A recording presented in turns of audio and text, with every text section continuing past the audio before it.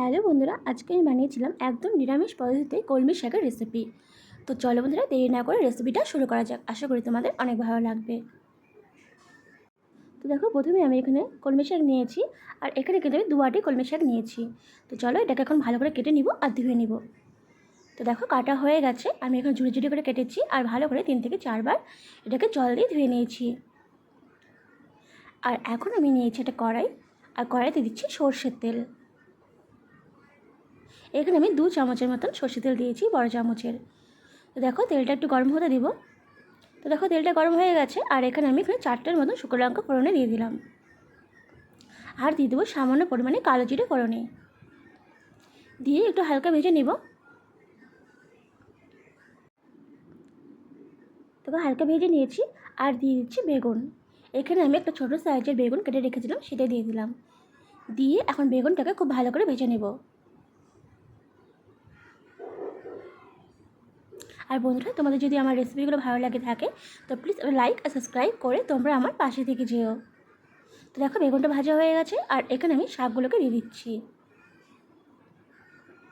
এই কলমি শাকের রেসিপি কিন্তু একদমই সিম্পল, আর খেতে কিন্তু ভীষণ ভালো লাগে। তোমরা যদি নিরামিষ না খেয়েও তোমরা যদি আমিষভাবে খেতে যাও, তাহলে কিন্তু এখানে তোমরা রসুন ফোড়ন দিতে পারো, সেক্ষেত্রে কিন্তু খেতে ভীষণ ভালো লাগে। তো দেখো, সমস্ত শাক দিয়ে দিয়েছি, আর এখন একটু হালকা নাড়াচাড়া করে নিব শাকটাকে।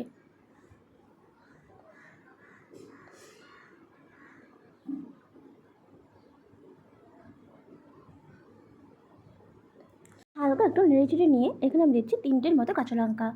ঝালের পরিমাণটা অবশ্যই তোমরা বুঝে দিবে। দিয়ে দিচ্ছি হলুদ গুঁড়ো অল্প পরিমাণে, আর দিয়ে দেবো লবণ। লবণটা তোমরা অবশ্যই বুঝে দিবে, কে কেমন লবণ খাও সেই অনুযায়ী। দিয়ে দেখো, আবারও ভালো করে নেড়েচেড়ে নিব। লবণ দিলে অনেকটা এটা কিন্তু নরম হয়ে আসবে, আর একটু কমে যাবে।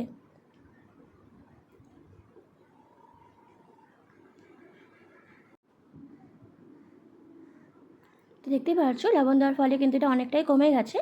এখন একটু আমি এটাকে ঢাকা দিয়ে রেখে দিব, কম করে 10 মিনিটের জন্য। আর তখন কিন্তু গ্যাসের ফ্লেমটাকে একদমই লোতে রেখে দিব। তো দেখো, 10 মিনিট পরে ফিরে আসলাম, আর দেখো শাকটা কিন্তু অনেকটাই সেদ্ধ হয়ে গেছে, বেগুনগুলোও সেদ্ধ হয়ে গেছে। আবার একটু হালকা নেড়ে চেড়ে নিচ্ছি।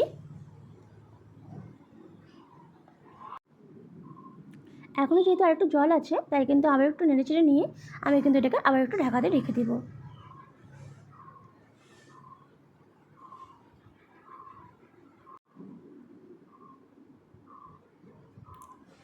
তো দেখো, আবারও ঢাকা দিয়ে দিচ্ছি 2 থেকে 3 মিনিটের জন্য। তো দেখো, 2 থেকে 3 মিনিট পরে ফিরে আসলাম। এখন কিন্তু শাকটা পুরোপুরিভাবে সেদ্ধ হয়ে গেছে। এখন একটু ভালো করে ভাজা ভাজা করে নিব। মোট কথা, জলটাকে একটু ভালো করে শুকিয়ে নিতে হবে।